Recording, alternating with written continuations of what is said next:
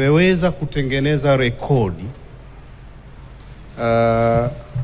ambayo kwa mara ya kwanza toka TRA imeanzishwa mwaka 1997 kwa mara ya kwanza TRA tumeweza kukusanya na kuvuka miezi yote 12 ya mwaka.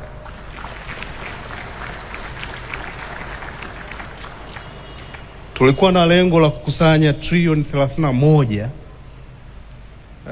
na milioni 500 kwa mwaka mzima kwa bara na visiwani, lakini mpaka jana saa 6 usiku tumeweza kukusanya trilioni 32 na bilioni 260.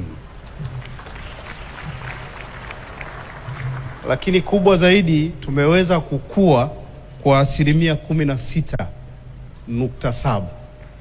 Ni kiwango kikubwa sana na ni ufanisi wa asilimia 103. Haya ni mafanikio, lakini ni record kubwa. Sasa wengine wanaweza wakasema mbona ni ya kawaida? Kwanza nimesema TRA imeanzishwa mwaka 96. Leo tuna miaka 29. Mwezi wa 6 mwakani tunatimiza miaka 30.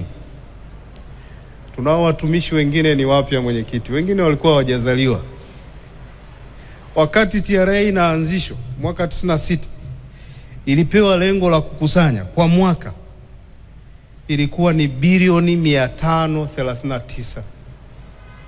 Mikoa yote 33, bilioni 539, na tuliweza kukusanya bilioni 531 kwa mwaka,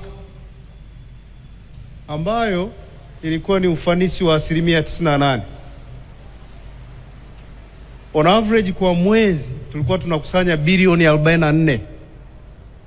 Tunazunguka mikoa yote. Mwaka 96 alikuwepo mzee Sanare, ndo alikuwa Commissioner General wa kwanza, na hata World Bank na IMF ndo ambao walipropose tu ianzishe TRA, walisifia ya mafanikio ya kukusanya bilioni 44.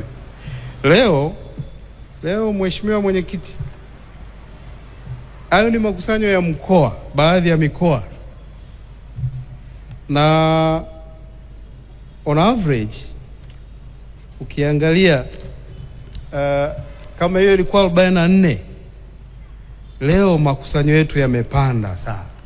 Kwa hiyo tuna kila sababu ya kusema tumeandika record ya kwanza kuvuka miezi yote 12, lakini kukusanya kwa kiwango kikubwa sana. Tuna kila sababu ya kuwapongeza wafanyabiashara, viongozi wetu na watumishi. Hongereni sana.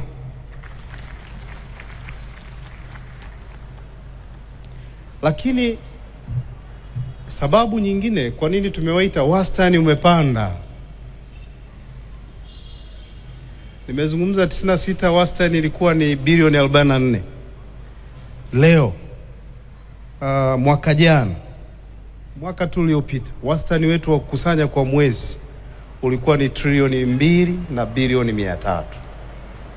Leo ni trilioni 2 na karibu bilioni 700 kwa mwezi. Ni mkubwa sana, na ukifananisha tulikotoka, tulikuwa tunakusanya bilioni 44 kwa mwezi wastani. Leo ni trilioni 2 na bilioni 700. Mwenyekiti, inawezekana economy imegrow, inawezekana pia ufanisi umeongezeka, population imeongezeka, lakini lazima tukiri pia na ufanisi wa mamlaka ya mapato umeongezeka kwa kiasi kikubwa sana.